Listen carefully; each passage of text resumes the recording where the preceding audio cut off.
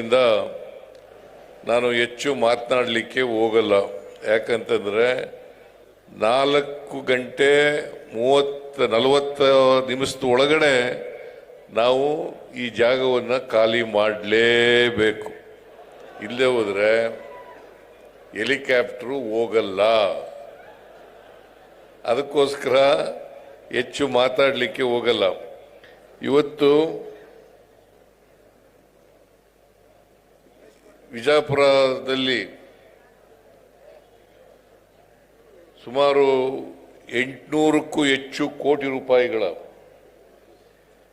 ಅಭಿವೃದ್ಧಿ ಕಾರ್ಯಕ್ರಮಗಳಿಗೆ ಚಾಲನೆಯನ್ನು ಕೊಟ್ಟಿದ್ದೇವೆ. ಅವುಗಳಲ್ಲಿ 82 ಕೋಟಿ ರೂಪಾಯಿಗಳ ಉದ್ಘಾಟನೆ, 730 ಕೋಟಿಗೂ ಹೆಚ್ಚು ರೂಪಾಯಿಗಳ ಶಂಕುಸ್ಥಾಪನೆ ಕಾರ್ಯಕ್ರಮವನ್ನು ಮಾಡಿದ್ದೇವೆ.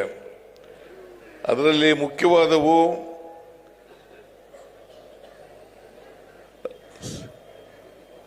ರಾಣಿ ಚೆನ್ನಮ್ಮ ಅವರ ಪ್ರತಿಮೆಯನ್ನು ಲೋಕಾರ್ಪಣೆ ಮಾಡಿರ್ತಕ್ಕಂಥದ್ದು.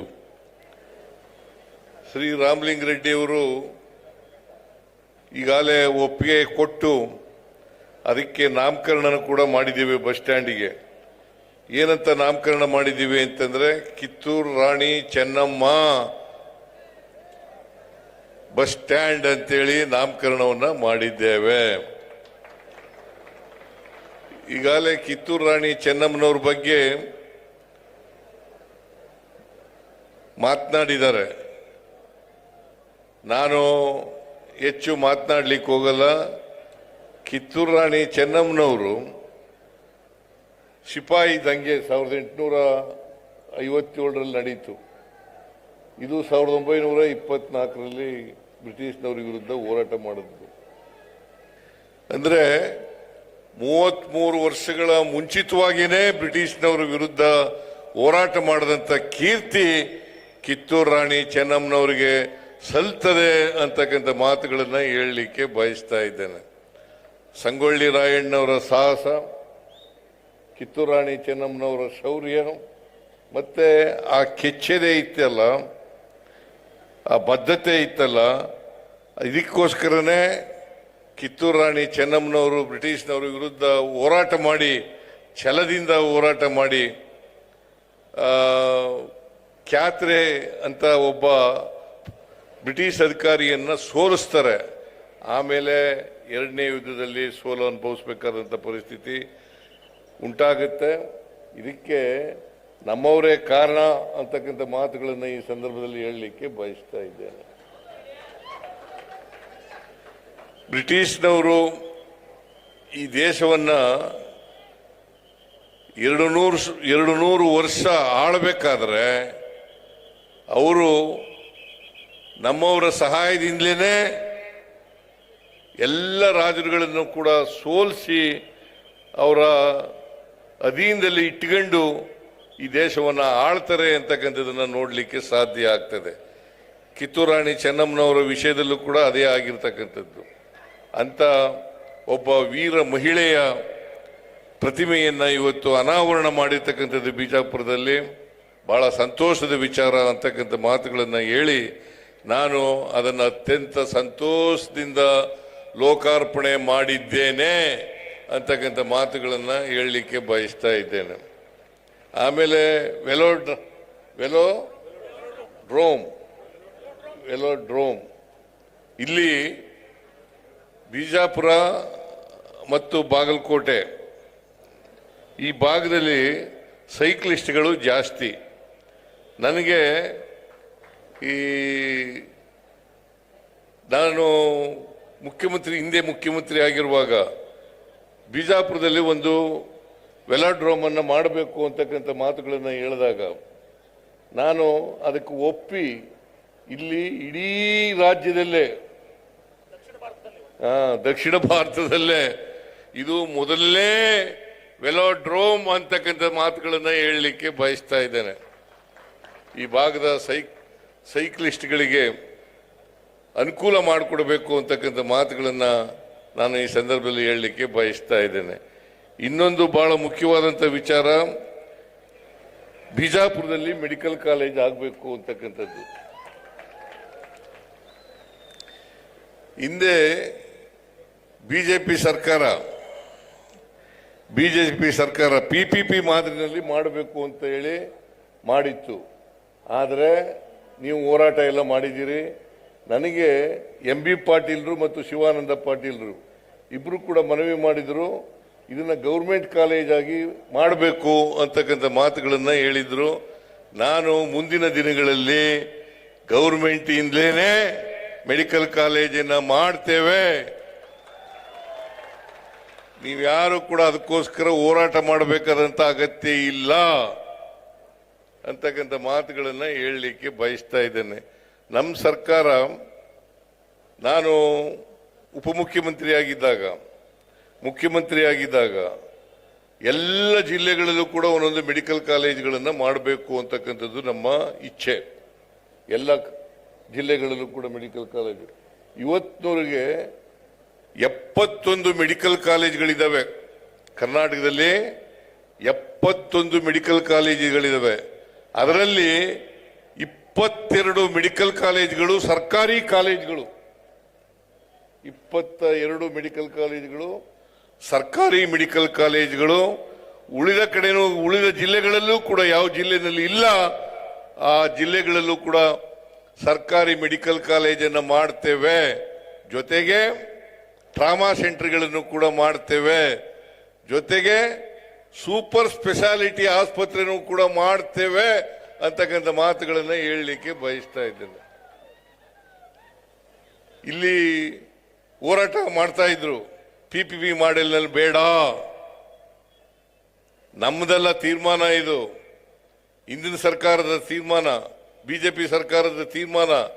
ನಾವು PPP ಮಾಡೆಲ್ ಮಾಡಲ್ಲ, ಗೌರ್ಮೆಂಟ್ಲಿಂದಲೇ ಮಾಡ್ತೀವಿ ಅಂತಕ್ಕಂಥ ಮಾತುಗಳನ್ನು ಹೇಳಲಿಕ್ಕೆ ಬಯಸ್ತಾ ಇದ್ದೇನೆ. ಅನೇಕ ಇಲಾಖೆಗಳು, ಸುಮಾರು 800 ಕೋಟಿಗೂ ಹೆಚ್ಚು ಕಾರ್ಯಕ್ರಮಗಳು ಇವತ್ತು ನಡೆದಿದ್ದಾವೆ. ಈಗಾಗಲೇ ಇಲ್ಲಿ ನೋಡಿದಿರಲ್ಲ, ಶಂಕುಸ್ಥಾಪನೆ, ಉದ್ಘಾಟನೆ, ಇವೆಲ್ಲ ಇವತ್ತು ನಾನು ಅದಕ್ಕೆ ಇನಾಗ್ರೇಷನ್ ಮಾಡಿದ್ದೇನೆ, ಉದ್ಘಾಟನೆ ಮಾಡಿದ್ದೇನೆ. ನಮ್ಮ ಬಸವನಗೌಡ ಯತ್ನಾಳ್ ಅವರು, ಅವ್ರ ಕ್ಷೇತ್ರ ಅನ್ನೋದು ಗೊತ್ತು, ಇದು ನನಗೆ. ಅವ್ರ ಕ್ಷೇತ್ರ ಅಲ್ಲ ಇದು, ಬಿಜಾಪುರ. ಅದರಿಂದ ಅವರ ಅಭಿಮಾನಿಗಳಿದ್ದಾರೆ. ನೀವು ನಮ್ಮ ಅಭಿಮಾನಿಗಳು ಕೂಡ.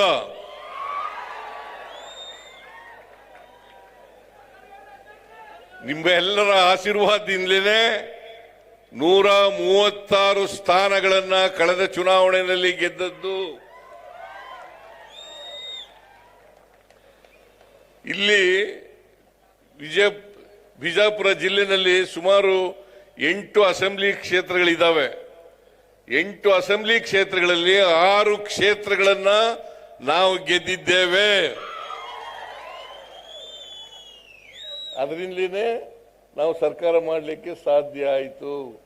ಅದಕ್ಕೆ 136 ಸ್ಥಾನಗಳನ್ನು ಗೆಲ್ಲಬೇಕಾದ್ರೆ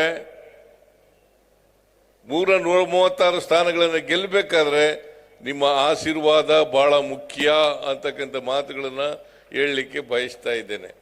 ಅನೇಕ ಸಾರಿ ಬಂದಿದ್ದೇನೆ ನಾನು ಬಿಜಾಪುರಕ್ಕೆ.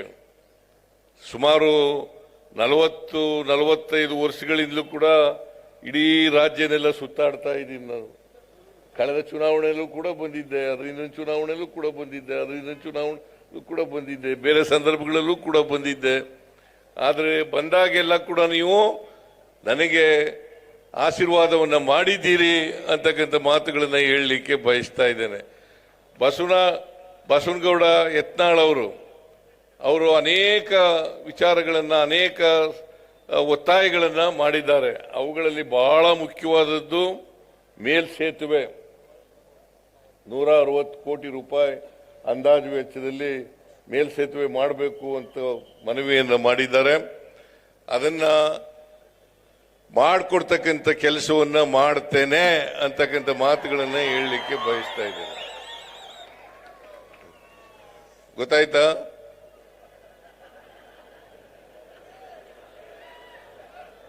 ಮೇಲ್ಸೇತುವೆ ಅದು ಎಲ್ಲಿಂದ ಎಲ್ಲಿಗೆ 3 ಕಿಲೋಮೀಟರ್ ಉದ್ದದ ಮೇಲ್ಸೇತುವೆ ಮಾಡಬೇಕು ಅಂತ ಹೇಳಿದ್ದಾರೆ. ಸಂತ ಕನಕದಾಸ ಸರ್ಕಲ್ ನಿಂದ ಅಂಬೇಡ್ಕರ್ ಸರ್ಕಲ್ ಮಾಡಬೇಕು, ಶಿವಾಜಿ ಮಹಾರಾಜರ ಸರ್ಕಲ್ ವರೆಗೆ. ಭಕ್ತ ಕನಕದಾಸರ ಸರ್ಕಲ್ನಿಂದ ಅಂಬೇಡ್ಕರ್ ವೃತ್ತ ಮತ್ತು ಶಿವಾಜಿ ಮಹಾರಾಜ್ ಅವರ ವೃತ್ತದವರೆಗೆ ಮಾಡಬೇಕು ಅಂತ ಹೇಳಿದ್ದಾರೆ.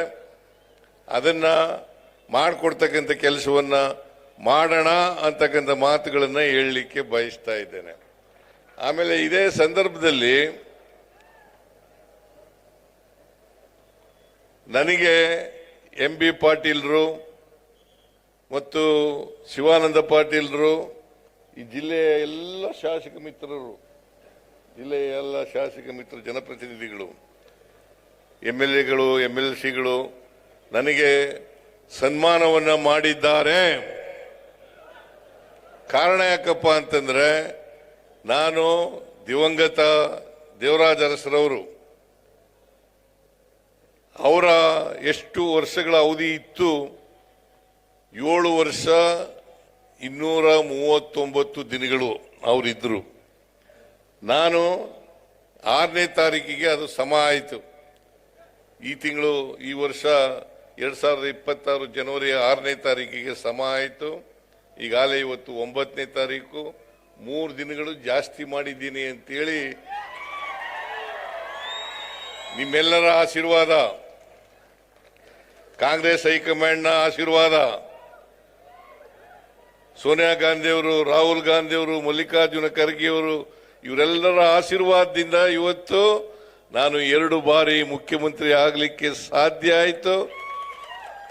ಅಷ್ಟೇ ಅಲ್ಲ, ಕರ್ನಾಟಕದಲ್ಲಿ ಹೆಚ್ಚು ದಿನಗಳ ಕಾಲ ಮುಖ್ಯಮಂತ್ರಿ ಆಗಿರ್ತಕ್ಕಂಥದ್ದು, ದೀರ್ಘಾವಧಿ ಕಾಲ ಮುಖ್ಯಮಂತ್ರಿ ಆಗಿರ್ತಕ್ಕಂಥ ಅವಕಾಶನೂ ಕೂಡ ಸಿಕ್ಕಿದೆ. ಅದಕ್ಕೋಸ್ಕರ ಈ ರಾಜ್ಯದ ಜನತೆಗೆ ಧನ್ಯವಾದಗಳನ್ನು ಹೇಳಲಿಕ್ಕೆ ಬಯಸ್ತಾ ಇದ್ದೇನೆ. ಇದಕ್ಕೋಸ್ಕರ ಈ ಜಿಲ್ಲೆಯ ಎಲ್ಲ MB ಪಾಟೀಲ್ ಆದಿಯಾಗಿ, ಶಿವಾನಂದ ಪಾಟೀಲ್ ಆದಿಯಾಗಿ, MLAಗಳಾದಿಯಾಗಿ ಎಲ್ಲರೂ ಸೇರಿ ನನ್ನನ್ನು ಗೌರವಿಸಿದ್ದಾರೆ.